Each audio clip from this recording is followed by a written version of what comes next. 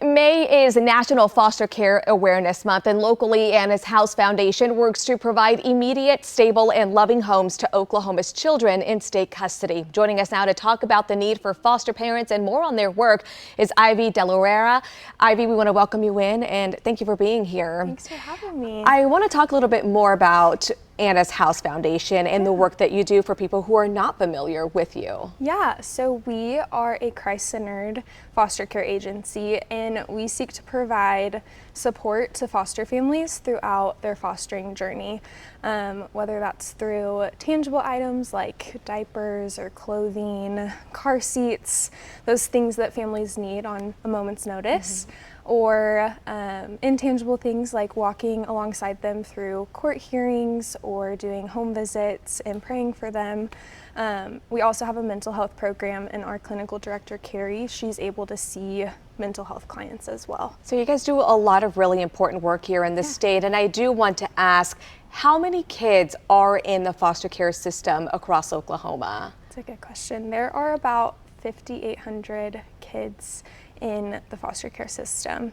And so when we look at that number, how many are in need of homes right now? There are a lot in need of homes. Like I said, there are 5,800 kids in foster care, and there's only about 1,500 foster families who are certified. And so there's a big difference of foster families and foster children needing a place to rest their heads. Yeah, and what do you think is the reason behind this huge gap between the amount of foster families, foster parents, and kids, and what happens with those kids who don't have a home to go to? Yeah, I think there's just a lack of awareness of there being that big of a need.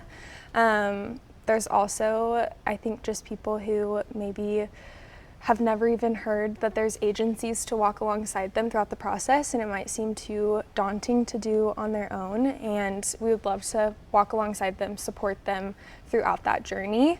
And to answer the second part of your question, if there's not a place for a child to go, they will stay in a DHS office, which, as you can imagine, obviously lacks stability and the comfort of a home, and that's not what we're wanting. So yeah, so there is really an urgent need to get some more families, to get some more foster parents. Who can become a foster parent? What does that process look like? Yeah, so anyone who is 21 years old, has space in their home, is able to pass a background check, and is able to attend a required training and some home visits, they can go to our website at annashousefoundation.org, or they can call our office at 405-509-2055 to talk with somebody about what that process looks like, and somebody from our office would be happy to answer any questions they have. Are there any big misconceptions that are out there about becoming a foster parent that maybe people,